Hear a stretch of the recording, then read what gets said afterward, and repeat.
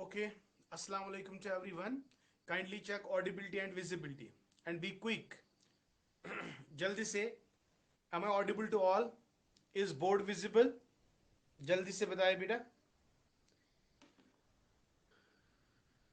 Class की timing सही नहीं है फिर कब रखेंगे बेटा? It is the perfect timing.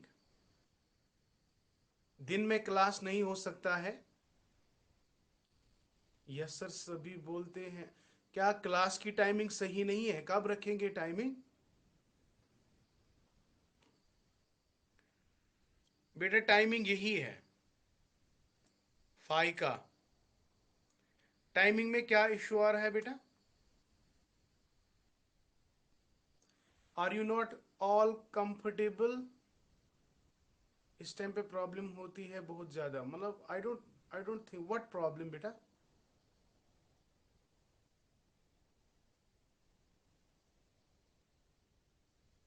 In between Isha and मगरिब आप बोल रहे हो? इस टाइम डिनर होता है. अच्छा अच्छा अच्छा. आपको खाली खाने की पड़ी होती है. हाँ, खाना इंपॉर्टेंट है.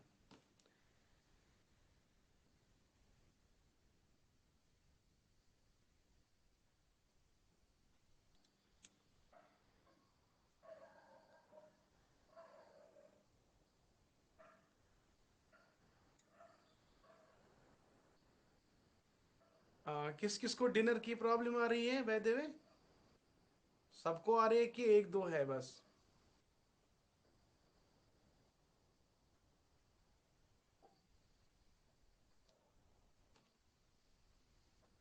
चलिए ये भी इंशाल्लाह सॉर्ट आउट करेंगे.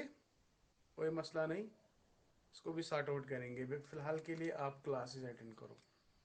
ठीक है. तो चलिए चलिए स्टार्ट करते हैं. जैसा कि आप लोग जानते हो कि कल के लेक्चर में हमने कुछ पॉइंट्स पे फोकस किया था. एक फोकस था philosophy of inclusive education. That's very important. Mostly इसमें क्वेश्चन आते हैं फिलॉसफी के रिलेटेड. और फिलॉसफी में देखो बेटा टाइमिंग के ऊपर कोई बात नहीं होगी बेटा. 6 बजे 30 minute it is totally not possible for me. Because हमें यूनिवर्सिटी में 5 बजे से निकलना पड़ता है. 5 बजे से 6 बजे तक हम बिल्कुल ऑक्यूपाइड होते हैं. तो 6:30 इज टोटली नॉट पॉसिबल. हाँ एक चीज मैं कर सकता हूँ. 7:45 के बाद मैं क्लास रख सकता हूँ. 7:45 ऑनवर्ड्स इन बिटवीन. या तो यही टाइमिंग ठीक है. इसके बगैर मेरे पास कोई ऐसा टाइम फिजिबल नहीं है बेटा. ठीक है. और टाइम को हम बाद में डिस्कस करेंगे. फिलहाल आप क्लास अटेंड करो बेटा. ठीक है. आपकी प्रॉब्लम को भी पॉइंट आउट किया जाएगा. उस पर भी हम इंशाल्लाह देखेंगे. आप घबराए नहीं प्लीज. ठीक है. तो चलिए बेटा. तो हम बात कर रहे थे. देखो बिल्कुल सिंपल है. यहाँ पे डिटेल्ड में आपको बिल्कुल भी नहीं पढ़ना है. और आज नेट का पहला पेपर था. आप बिलीव नहीं करोगे. जो फर्स्ट पेपर था उसमें 9 क्वेश्चंस. जी हाँ बेटा 9 क्वेश्चंस जो है रिसर्च मेथोडोलॉजी से पूछे गए. और मैं गारंटी के साथ कहता हूं जितने भी यू नो लेक्चर्स मेरे इस एप्लीकेशन पे हैं जिस पे अभी क्लास दे रहे हो आप आगे आगे देखो. बहुत सारे रिसर्च मेथोडोलॉजी में मैंने क्वेश्चंस दिए हैं. वो 9 के 9 क्वेश्चंस आप वहां जाके आराम से देख सकते हो. 9 questions not a joke my dear. खाली 5 मार्क्स होते हैं रिसर्च मेथोडोलॉजी के. लेकिन उन्होंने 9 क्वेश्चंस पूछे. 9 क्वेश्चंस पूछे. ठीक है. और टीचिंग एप्टीट्यूड जो है जो आपको यहां से ही मदद मिलेगा उसमें भी बेटा 5 क्वेश्चंस पूछे गए. तो 9 + 5 14 क्वेश्चन. 14 + 14 that means 28 questions. ठीक है. तो एजुकेशन का फायदा क्या है? जो सब्जेक्ट एजुकेशन पढ़ता है ना जो फर्स्ट पेपर है. फर्स्ट पेपर में जो रिसर्च मेथोडोलॉजी टीचिंग एप्टीट्यूड है ना ये बहुत सारी ऐसी चीजें हैं जो आपको एजुकेशन पढ़ने से ही मिलता है. ठीक है. तो इसलिए आपको पूरा बेनिफिट मिलेगा. सेकंड फर्स्ट पेपर को लेकर भी आपको बेनिफिट मिलने वाला है. एनीवेज हम देखेंगे जब एजुकेशन का पेपर होगा उस वक्त पेपर कैसे आएगा, उसको भी हम एनालाइज करेंगे बेटा, आपको टेंशन लेने की जरूरत नहीं है। तो चलिए आगे बढ़ते हैं। क्या मैं कह रहा था, कल का लेक्चर जो था, मैं थोड़ा बहुत आपको बताऊंगा। मैंने बहुत सारे कमीशंस के नाम बताए, बहुत ही इंपॉर्टेंट है कमीशंस, बहुत इंपॉर्टेंट है। किन किन कमीशंस ने integrated education, special education and inclusive education में बात की है, वो सारी चीजें आपको दिमाग में रखनी है। वो डायरेक्टली डायरेक्टली डेट्स आते हैं बेटा, फैक्चुअल थिंग्स आते हैं, वहां पे आपको समझना कुछ भी नहीं होता है, बस याद कर लेना है कि कौन सा कमीशन ने कौन सी बात कही है इंक्लूसिव एजुकेशन की, ठीक है। और खासकर अगर मैं बताऊं कि फिलॉसफी की अगर मैं बात करूंगा ना, फिलॉसफी की अगर हम बात करेंगे, मैंने तीन चीजों को पॉइंट आउट किया बेटा, जस्ट थ्री थिंग्स, जो मैंने कल के लेक्चर में एक्सप्लेन किया वो आपको in the form of PDF मिलेगा। वहां जाके जब आप उसको पढ़ोगे आपको मेरा लेक्चर ऑटोमेटिकली समझ आएगा।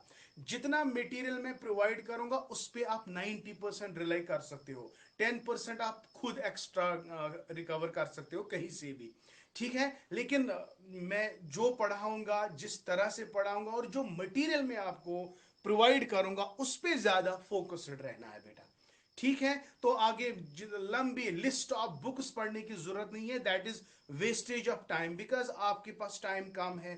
3 महीने 4 महीने खाली दिसंबर बैच में आपको अपियर होना है, तो दिसंबर तक आपके पास 4 मंथ्स है। मुझे लगता है कि 1 जनवरी से एग्जाम होगा, दिसंबर के मंथ में पॉसिबल नहीं है, I think so as per my experiences. या तो जनवरी में होगा या एंडिंग जनवरी में होगा। तो कुल मिला के बात यह है कि आपके पास 4 महीने हैं, और 4 महीने में आप टाइम बहुत कम है, सिलेबस बहुत वास्ट है, लेकिन हम हमें आपको अब थ्रो ट्रिक्स पढ़ाना है कि किस तरह से आप सारा कवर कर सकते हो, ठीक है। तो फिलॉसफी में मैंने आपको पढ़ाया है तीन चीजें, ये इसको आपने ना, ये एक इन टर्म्स ऑफ हायरार्की भी आ सकता है, पहले क्या कॉन्सेप्ट आया, उसके बाद क्या आया और आज क्या है। तो चलिए, मैंने आपको कहा था इसको हम पहले स्पेशल एजुकेशन का नाम देते थे, फिर धीरे धीरे नाम चेंज हुआ, इंटीग्रेटेड एजुकेशन आ गया, ये दो चीजें। और आज आप क्या देखते हो, it is inclusive education, right, it is inclusive education. तीन चीजें याद रखेंगे, that is all. Inclusive education ये बहुत बड़ी फिलॉसफी है, फिलॉसफी ऑफ इंक्लूजन, जिसमें मैंने आपको कहा था it is an umbrella term. Umbrella, let me tell you, अगर मैं ऐसा फोकस करूंगा, ये ठीक है ना, ये नॉर्मल क्लास है और ये स्पेशल क्लास है। स्पेशल बच्चों को नॉर्मल क्लासरूम में नहीं पढ़ाया जाएगा, उनके लिए अलग से रिसोर्स रूम्स प्रोवाइड किए जाएंगे, अलग से ट्यूटर्स के हम उनके लिए मैसर रखेंगे। तो it is totally out of this group. अब थोड़ा बहुत इंटीग्रेटेड में थोड़ा बहुत आप रूम यहाँ पे सेपरेट रख सकते हो, लेकिन इंक्लूसिव एजुकेशन में और इंटीग्रेटेड एजुकेशन में जैसा बच्चा, अगर कोई हैंडीकैप्ड है, फिजिकली है, मेंटली रिटार्डेड है, तो सभी बच्चों को नॉर्मल क्लासरूम में आप पढ़ाओगे। जो करिकुलम आप नॉर्मल बच्चे के लिए रखते हो वही करिकुलम आपको वो जो ये ना मार्जिनलाइज्ड, जो मेंटली रिटार्डेड है, मेंटली डिसेबल्ड बच्चा है, उसके लिए भी आप वही करिकुलम रखोगे। तो ये इंक्लूसिव फिलॉसफी का कॉन्सेप्ट है। तो मेरा यहाँ पे कहने का मतलब है ये आ सकता है, social special education, then integrated education, then it is inclusive education. ये मैं क्यों बोल रहा हूं, क्योंकि ऐसा क्वेश्चन आया है, आ चुका है।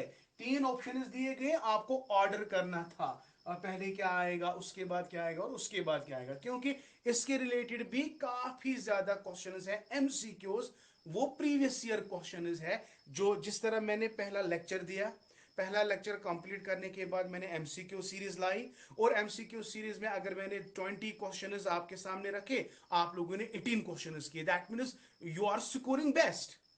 तो पहले ही लेक्चर में आपने 20 में से लगभग 18 क्वेश्चंस किए, दैट्स अ गुड स्कोर।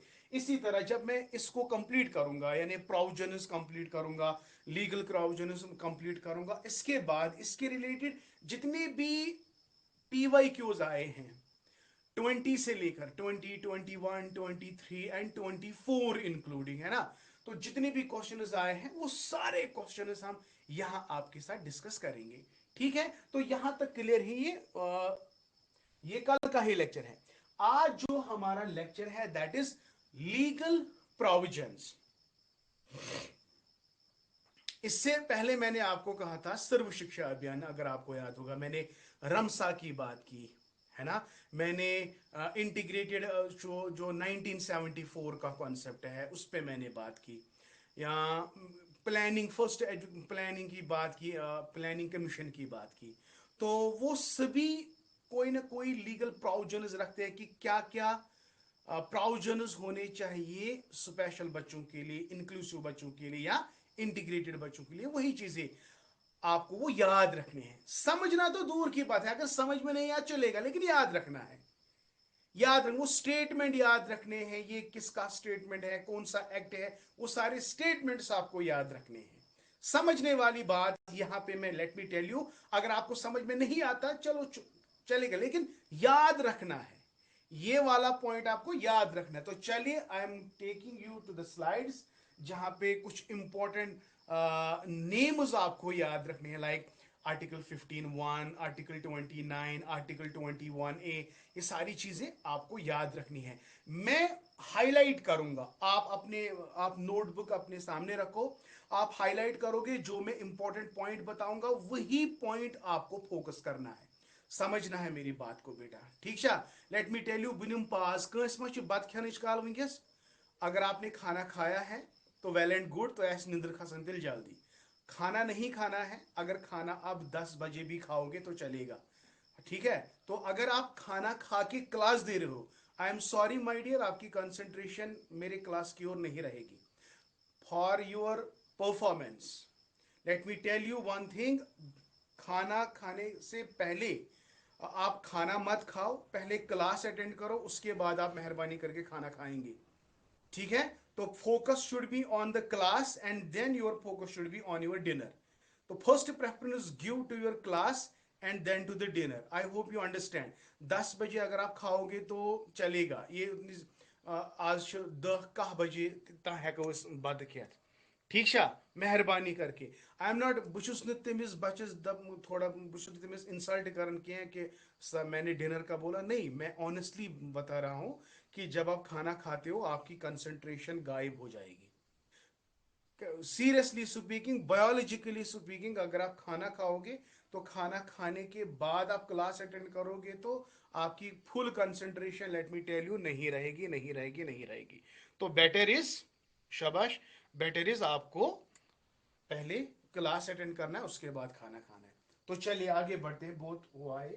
तो कभी कभी ये बातें ना इंपॉर्टेंट होती है, इससे आपको थोड़ा बहुत इंस्पिरेशन मिल जाती है आपको कैसे पढ़ना है। ठीक है, तो चलिए बेटा, मैं मार्क माई वर्ड्स, एक एक पॉइंट में आपको बताऊंगा क्या क्या इंपॉर्टेंट है और क्या क्या इंपॉर्टेंट है, क्या क्या आपको याद रखना है। यहां पे देख सकते हो आप, legal provisions, policies and legislation for inclusive education. Important points हैं, सारे पॉइंट्स को जहां जहां पे मैं क्लिक करूंगा वो आपको याद रखने हैं। अब एक ही क्लास में इट इज नॉट पॉसिबल सारे जितने भी पॉइंट्स मैं यहां पे बताऊंगा, it is not possible my dear, आपको ये सारे याद रहेंगे, क्योंकि we are not Einsteins, right. तो लेकिन इसके लिए क्या करना है बेटा, it needs your drill, it needs your drill. मेन सी क्लासेस ना थो गोबर की। इसका क्या मतलब है, once I complete my class, once I complete my class, take 15 minutes to revise my class। ठीक है, मैंने क्या पढ़ाया, कहां पे मैंने फोकस किया, कौन कौन सा पॉइंट मैंने इंपॉर्टेंट बोला, इसको फिर से पढ़ो, 2 बार 3 बार 4 बार पढ़ो। It will just take not more than 15 minutes। let me tell you, just 15 minutes after my class, after my class 15 minutes आपको फॉर श्योर क्या करना है, स्पेंड करने हैं, ताकि आप मेरा सारा लेक्चर रिवाइज करोगे, जो भी आप नोट डाउन करोगे। ठीक है, ये इंपॉर्टेंट है। तो चलिए बेटा, बिना देर किए, यहां पे थोड़ा बहुत लिस्ट है ना, इसको फिर अगेन हम थोड़ा बहुत एक्सप्लेन करेंगे। यहां पे देखो, कॉन्स्टिट्यूशनल प्रोविजंस में सबसे बड़ा जो डॉक्यूमेंट है, सबसे बड़ा जो आर्टिकल है, वो 3 है। वो क्या क्या है वो हम आपको बताएंगे। One is article 21A, article 45 and article 51A के, ये याद रखेंगे डायरेक्टली इसमें क्वेश्चंस आते हैं। क्वेश्चन छ युवान which of the following are the constitutional provisions for inclusive education, वहां पे 6-7 दे होते हैं, आपको खाली चूज करना है कौन कौन कॉन्स्टिट्यूशनल प्रोविजंस के रिलेटेड है। मैंने यहाँ पे बताया आर्टिकल 21A, आगे डिस्कस करेंगे ये राइट टू एजुकेशन का कॉन्सेप्ट है, बहुत अच्छे से एक्सप्लेन करेंगे कब आया, कब फोर्स में आया, क्या जरूरी है, वो सारी चीजें आपके साथ बात करेंगे। Article 45 you have read about directive principles of the constitution, जहां पे आर्टिकल 45 की बात होगी। And after that you have article 51A के, ये क्या बोल रहा है, कौन सा प्रावधान बता रहा है, स्टेटमेंट बेटा याद रखना है, कभी भी कहीं भी आ सकता है बेटा।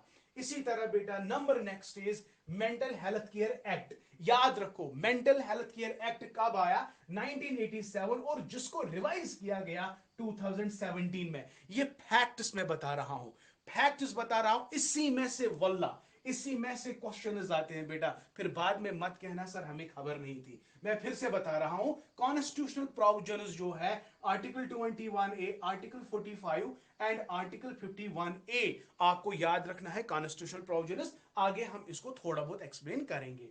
Number next is mental health care act 1987, जिसको रिवाइज किया गया 2017 में। ये मेंटल हेल्थ केयर एक्ट क्या है, इसका स्टेटमेंट क्या है, वो भी हम जल्दी आपके साथ डिस्कस करेंगे। वेरी वेरी इंपॉर्टेंट, मुझे लगता है ये 1995 जो है ये बार बार पूछा जाता है, बार बार पूछा जाता है। क्या ये persons with disabilities of rights and fulfil, तो ये 1995 में आया, जिसको रिवाइज किया 2016 में। कल अगर आपको याद होगा, मैंने आपको कहा था 1995 में खाली 5 डिसेबिलिटीज की जिक्र की गई, लेकिन 2016 में कितने आ गए, 21। ऐसे क्वेश्चन आते हैं बेटा, ऐसे क्वेश्चन आते हैं, ये याद रखेंगे। Right of persons with disabilities act, इसको रिवाइज किया गया 2016 में। 1995 इतना मशिद गैस, भूल के भी आप ये ना सोचिए ये यम गसन ना मशिद गसनी बेटा, not at all, never never. मैं फिर से रिवाइज करूंगा, mental health care act 1987 revise 2017। इसके बाद मैंने persons with disabilities, okay, persons with disabilities act, that is 1995, and it was revised in 2016, okay, so ये आपको याद रखना है। इसके बाद very very important rehabilitation council of Indian act, that is 1992, जिसको रिवाइज किया गया 2000 में, ये भी कल मैंने आपको बताया। And then we have Right to Education Act 2009, which has been revised in 2018। और 2018 आप वो डेट भी याद रखेंगे जिसमें समग्र शिक्षा अभियान आया था। हाँ, समग्र शिक्षा अभियान, education mission, national education mission, जिसमें रमसा एसएसए टीचर एजुकेशन को क्लब किया गया। वो जो कल मैंने आपको बताया था बहुत इंपॉर्टेंट है, याद रखेंगे। एसएसए ने जीरो रिजेक्शन प्रिंसिपल दिया, रमसा ने भी डिसेबिलिटीज की बात की, टीचर एजुकेशन ने कहा कि एनसीईआरटी के साथ हम ऐसा करिकुलम बनाएं, NCTE national council of teacher education, उन्होंने भी सिलेबस के बारे में, इंक्लूसिव के एजुकेशन के बारे में कहा। इनको क्लब किया गया national education mission, that is समग्र शिक्षा अभियान। Please and please just remember these things, right. तो 2000 एंड नेशनल ट्रस्ट एक्ट 1990 यो 2024 मज आमुत, युस जूनस मज पत कैंसिल गया। ये क्वेश्चन आमुत 1999, it is national trust act. UNDRCTB जो कल मैंने आपको कहा, उसमें भी क्वेश्चन आए हुए हैं। आई होप बह ज्यादा तेज वनान कह, एंड आई होप आप मेरी बात जो है आप यहां से इसको यहां तक कनेक्ट कर रहे हो। उम्मीद करता हूं कि बेटा इसमें कोई देखो ये फैक्ट्स है, ये आप डायरेक्टली किताब से उठा सकते हो और याद रख सकते हो, लेकिन थोड़ा बहुत पढ़ने से, जब टीचर पढ़ाता है ना, थोड़ा बहुत इससे ज्यादा ही कुछ याद रहता है ना, तो ये असर हो जाता है बेटा। तो ये आपको याद रखना। आई होप बेटा this slide is very much clear to you. Now let us take them one by one and see what they actually said about what they are saying about inclusive education. फिलहाल आप comment करके बताओ, are you enjoying the class or many of the students are sleeping? बताइए जल्दी, जल्दी बताओ बेटा, तब तक मैं इसको ऑफ कर लेता हूं। जल्दी बताओ, जल्दी बताइए। यस, जल्दी बताओ, are you really enjoying the class और ओके? सारी दिन जवाब इत अगर बह खाली पढ़नावी हो मे कत लग बाई कि अड़ शेंगित आसन क्या, इसलिए थोड़ा तो होशियार गसन।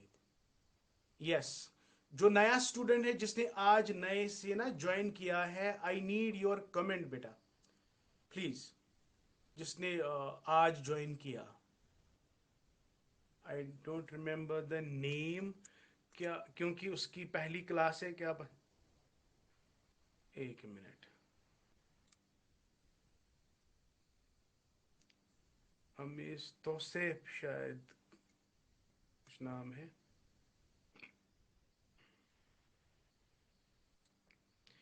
Okay, I think everybody is enjoying.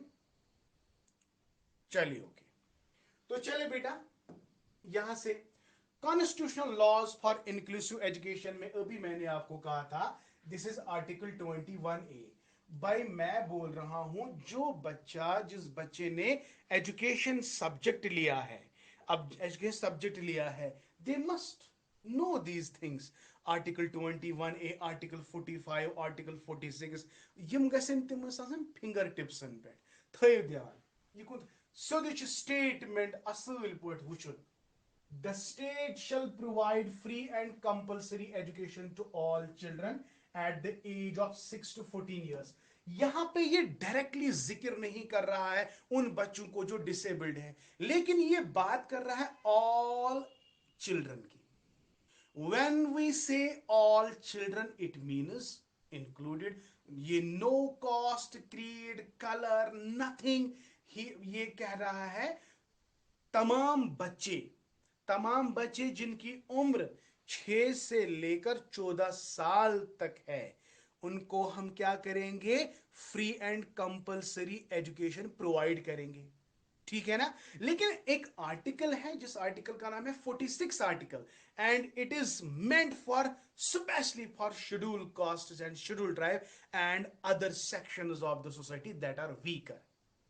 we have a marginalized section of the society that is disadvantaged sections, जिसमें schedule caste, schedule tribe and women in general आते हैं। समझ आ गया? ये आर्टिकल 46 जो है ये भी क्या कहता है कि we have to provide a special care for promoting education. याद रखना है 46 में, 45 की बात नहीं कर रहा हूं मैं, 46 की बात कर रहा हूं। जो हमारे सोसाइटी है, सोसाइटी में जो एक सेक्शन है जिनको हम कहते हैं underprivileged, right, disadvantaged sections of the society, जिसमें schedule caste, schedule tribe and other backward classes आते हैं एंड वुमेन इन जनरल आता है, उनके लिए एक स्पेशल प्रोविजन रखो for education and economic interest रखो, and that article is none other than 46।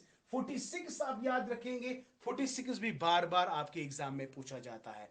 आगे बढ़ते हैं बेटा, आर्टिकल 45।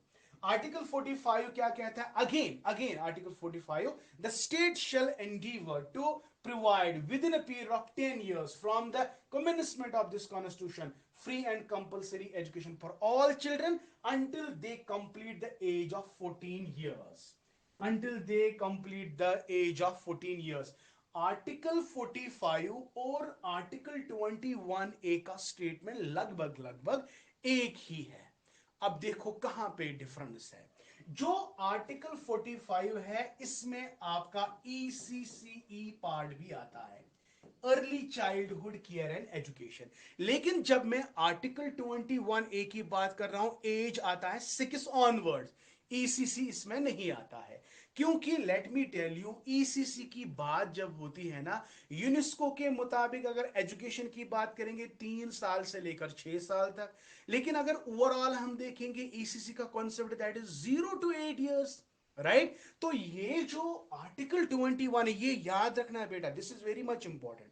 आर्टिकल 21 जो है ये खाली 6 से लेकर 14 साल के बच्चों को इंक्लूड करता है। लेकिन आर्टिकल 45 यहां पे लवर एज कहीं पे लिखी हुई है, लवर एज यानी 6 कहीं नहीं है। तो इसका मतलब है it is related with ECC and this was amended, और तब जाके आर्टिकल 21 आया, जिसमें इसको चेंज किया गया। 6 साल से लेकर 14 साल के जितने भी बच्चे हैं, चाहे वो अमीर है, गरीब है, काले हैं, गोरे हैं, डिसेबल्ड है, एबल्ड है, वट एवर, उनकी एज अगर 6 से 14 ईयर में फॉल होती है, उनको हमने free and compulsory education provide करनी है। यही बात आर्टिकल 45 कहता है। लेकिन यहां पे ये 6 साल की बात नहीं कर रहा है, ये इंक्लूड करता है 10 साल।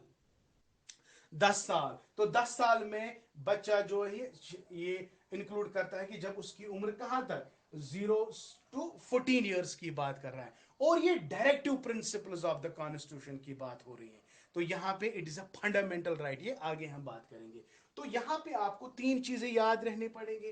21A आपने याद रखा, आर्टिकल 46 आपने याद रखा, आर्टिकल 45 याद रखा। बेटा यम गसन जहत मुश्किल गसन, अगर खासकर एजुकेशन स्टूडेंट जो एजुकेशन स्टूडेंट होगा ना, तमिस गश्न कम अज कम उसको तो ये पता होना चाहिए। He should not say that I don't know, no no. Very good. तो चले बेटा, यहां पे देखो आर्टिकल 45 को यहां पे थोड़ा बहुत आप देख लो, थोड़ा बहुत यहां पे है। Article 45 is directive principle of the state policy, जो अभी मैं बोल रहा था, very very important, has been asked in your examination. Whereas Article 21 is a fundamental right. This line is very much important, my dear. This line is very much important. Article 45 एक directive principle है state policy, whereas शबाश शबाश, whereas Article 21A जो है it is a fundamental right, it is a fundamental right. और जो 86th amendment हुआ था constitution का 2002 में, included both these articles to the constitution of India. तो जब 86th, ये इंपॉर्टेंट है, 86th अमेंडमेंट हुआ था 2002 में, इसको इंक्लूड किया गया, दोनों आर्टिकल्स को, 21A एंड आर्टिकल 45, इसको शामिल किया गया कॉन्स्टिट्यूशन ऑफ इंडिया। ये इंपॉर्टेंट है बेटा, याद रखना है, this is very very much important. चले बेटा, आर्टिकल 51A, यहां पे खाली नाम याद रखना है। आर्टिकल 51A जो है states, it is the duty of the parent and guardian to provide opportunities for education to his child और ward between the age of 6 and 14 years, added by the 86th constitution amendment act. हाँ, अब यहां पे देखो, यहां पे article 51A, it is the participation of the parent. आपको याद है मैंने जब प्रिंसिपल एक पढ़ाया था, प्रिंसिपल ऑफ कोलैबोरेशन, और प्रिंसिपल ऑफ कोलैबोरेशन में मैंने कहा it is the duty of a parent, it is the duty of a teacher, it is the duty of a resource person, a counselor, a peer support, and institution। तो सारी चीजें, तो article 51A, अब याद रखना बेटा, please याद रखो, आर्टिकल 51A के क्या बता रहा है। हर एक पेरेंट का या guardian who takes care of a child, ये उसकी ड्यूटी है कि इसको प्रोवाइड करे opportunities to get his education done before he reach to the age of 14 years. तो यहां 6 से लेकर 14 ईयर्स तक, तो सिंपली आपने क्या याद रखना है, ये तो पता ही है आपको, 6 to 14 आपको याद आ गया। लेकिन जब भी आप 15 की बात करोगे, आपको पेरेंट याद रखना है, बस मकलो। पेरेंट से रिलेटेड, गार्डियन से रिलेटेड कौन सा आर्टिकल है भाई, 51A के याद रखेंगे आर्टिकल। कल जब मैं इसी के रिलेटेड प्रीवियस ईयर क्वेश्चन लाऊंगा ना, फिर आपको पता चलेगा कि ये कितने इंपॉर्टेंट है बेटा। Article 51A, it is the responsibility of the parent to provide the opportunities for education to his child or a ward, right।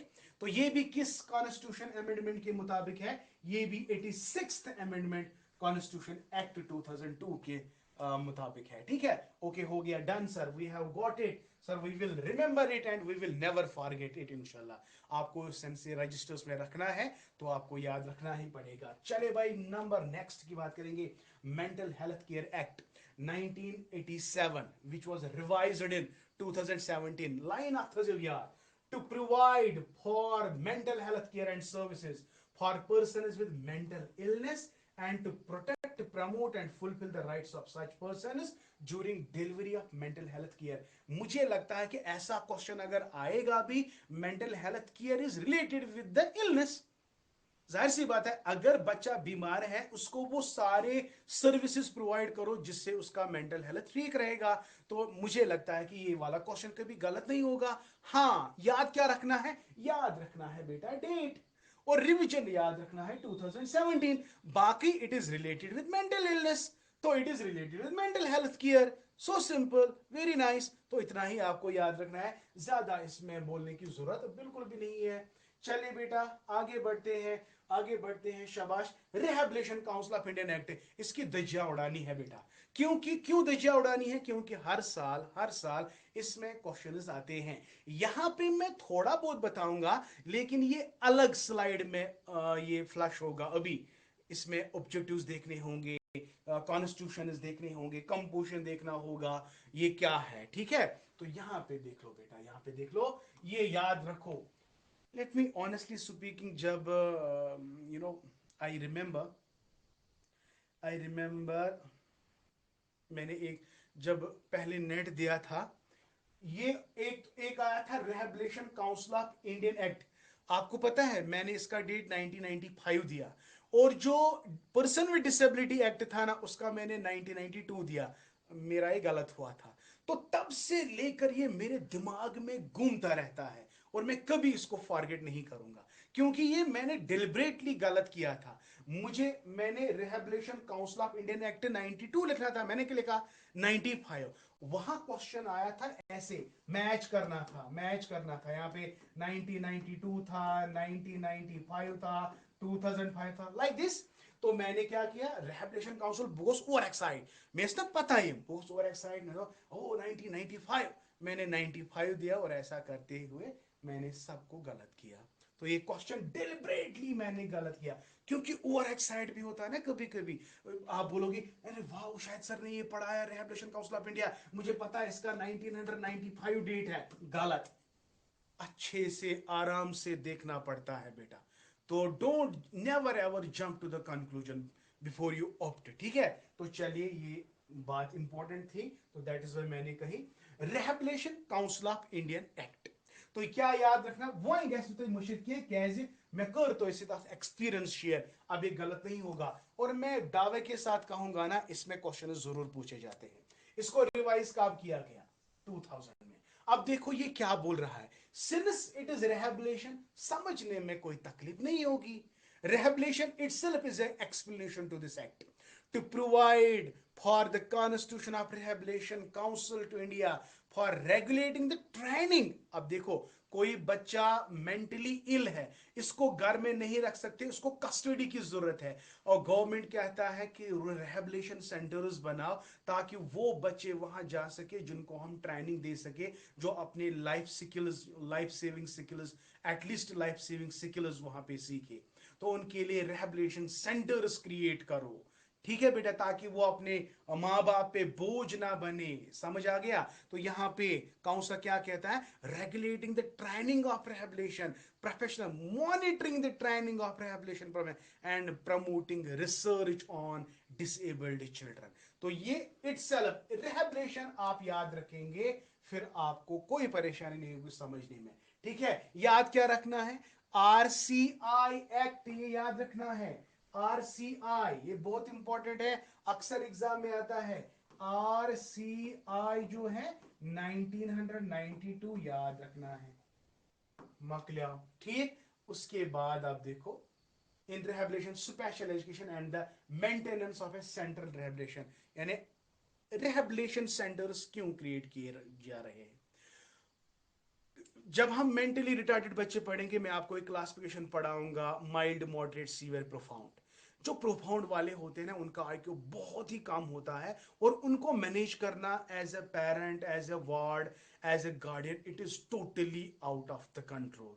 सो उन बच्चों के लिए कस्टोडियल सेंटर्स बनाए जाते हैं जो उनको टेक केयर करे, उन पे रिसर्च करे, उनको है ना, उन पे उनको ट्रेनिंग दे एटसेट्रा। तो उनके लिए अलग से रिहेबिलिटेशन सेंटर्स क्रिएट किए जाते हैं। तो ये किस एक्ट के तहत किया किया जा रहा है? 1992 के एक्ट के तहत किया जा रहा है। आई होप बेटा आपको ये समझ आ गया, ठीक है। तो मैं बता ही जा रहा हूँ, मुझे आई रियली डोंट नो आपको वाकई में समझ आ रहा है कि नहीं आ रहा है, बट वो बाद में देखेंगे। फिलहाल के लिए आप दिमाग यहाँ पे रखो, we are very much close. Right to education act 2009, वाह वेरी नाइस, रिवाइज्ड इन 2018। देखो R R E R E A RTE, right to education act, RTE, right to education act बिल्कुल यही बता रहा है, कोई गड़बड़ नहीं, कोई गड़बड़ नहीं। ये बता रहा है, एज देखो बेटा, 6 से लेकर 14 साल के बच्चों को हम फ्री एंड कंपलसरी एडमिशन देंगे, अटेंडेंस करेंगे, and completion of elementary education. Wow, elementary education याद रखना, सेक्शन 3(2) के मुताबिक RTE act lays impetus on elementary education of children with disabilities. अब यहां पे और एक एडिशनल पॉइंट जो है, RTE right to education act जो है, तमाम बच्चे जिनकी उम्र 6 से लेकर 14 साल तक है, इनको free and compulsory education provide करो। लेकिन जो वहां पे सेक्शन 3, क्वेश्चन कैसे आएगा, RTE में वो कौन सा सेक्शन है जहां पे डिसेबिलिटी बच्चों के लिए एजुकेशन को कंपलसरी रखा गया? ये इंपॉर्टेंट है बेटा, ये वाला इंपॉर्टेंट है। सेक्शन 3(2) द्वारा RTE Act lays impetus on elementary education of children with disability. This is very much important, this is very much. ये तो आपको पता है, RTE पता है आपको, राइट टू एजुकेशन है, फंडामेंटल राइट है, तमाम बच्चों का हक है जो 6 से 14 साल तक, तमाम बच्चों को प्रोवाइड एजुकेशन करो। लेकिन इसमें जो इंपॉर्टेंट है ना, ये सेक्शन 3(2) है। सेक्शन 3(2) के मुताबिक इम्पीटस एलिमेंट्री एजुकेशन को दिया जाता है, और वो भी किन बच्चों को? यस, वो भी डिसेबिलिटी बच्चों को। ठीक है बेटा, याद रखा, वेरी नाइस। तो चलिए आगे बढ़ते हैं। Yes, this is very much important, has been asked recently, has been asked recently in your PG, sorry, in your NET examination. आप में बताओ, नेशनल ट्रस्ट एक्ट कब, इन्हें व्हेन, डेट बताना था बेटा। तो 1999 आपको याद रखना है। ये क्या बोल रहा है, बोल क्या रहा है? The act provide for constitution of body at national level of the welfare person with, yes, those persons who have some mental problems like autism, उसमें बोलने में तकलीफ होती है, cerebral palsy, mental retardation, multiple disabilities and matters connected therewith or incidental thereto।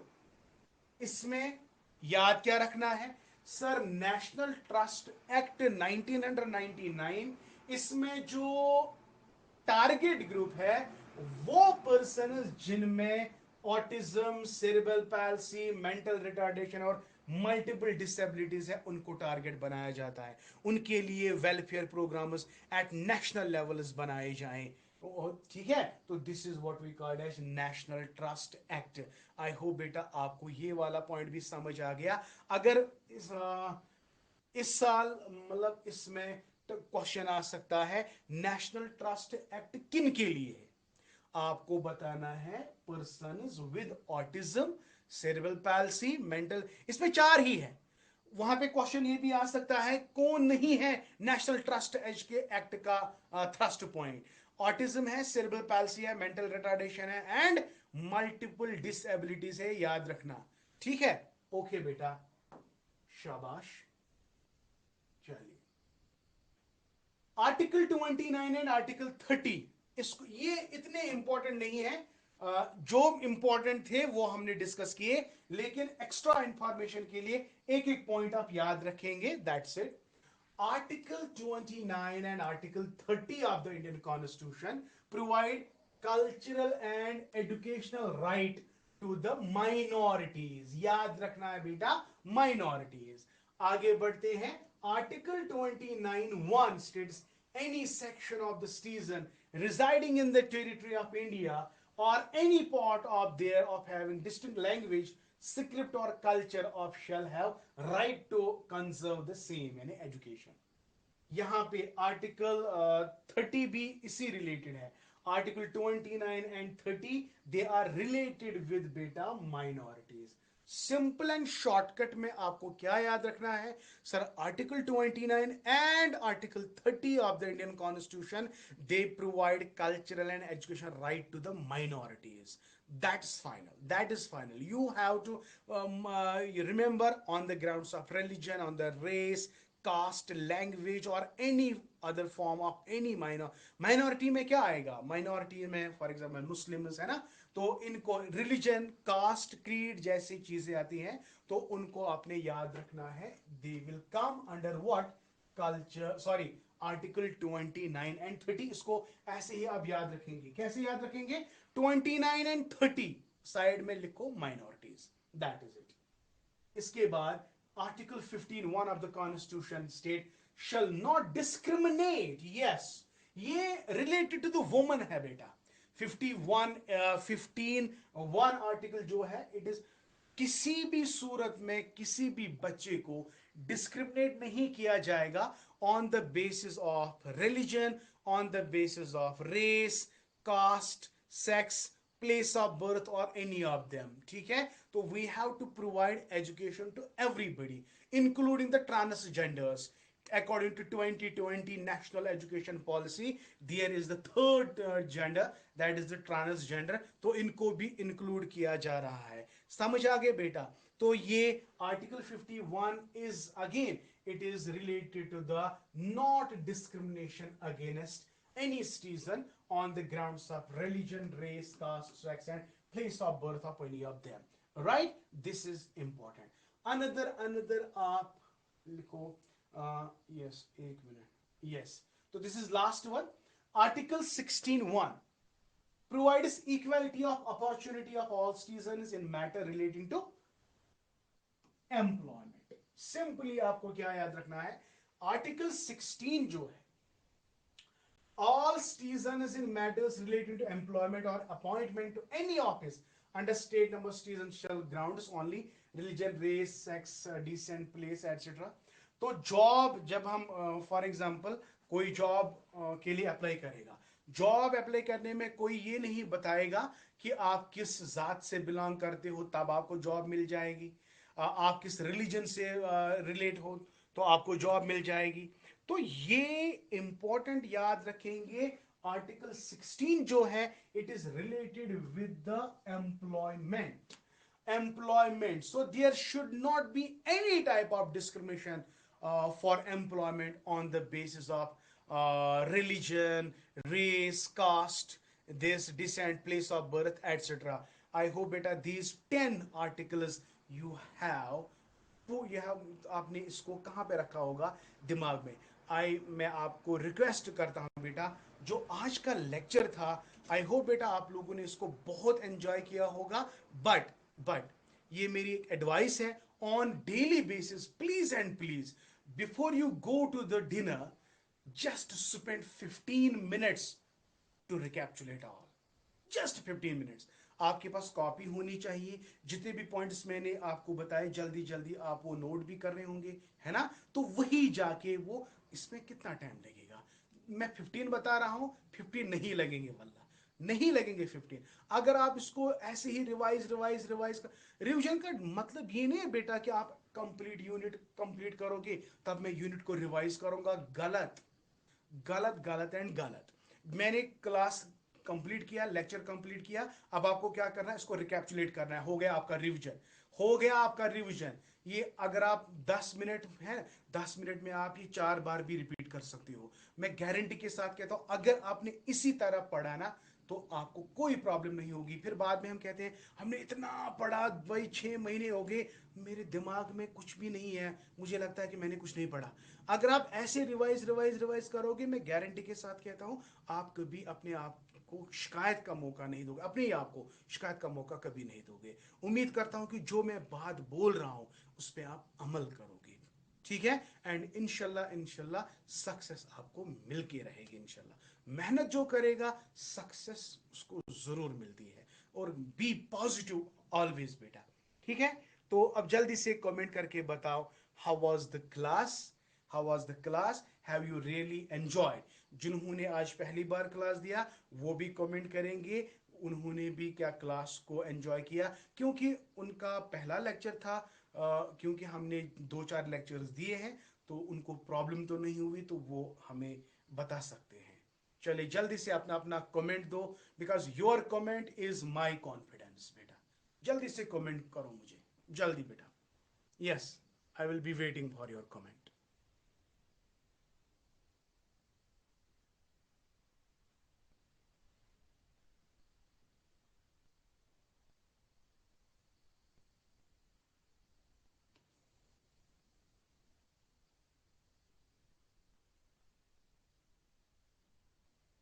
बाकी ऐसन गमित ये सही बत खेनो, तुम छना में कमेंट करन।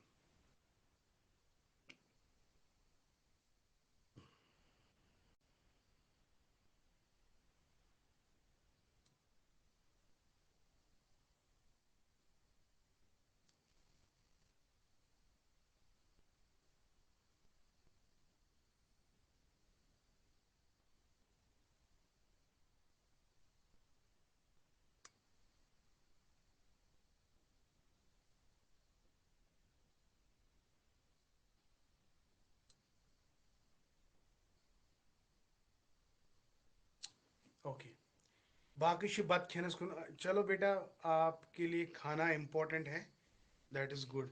भी खुदा सवाल। अस्सलाम वालेकुम।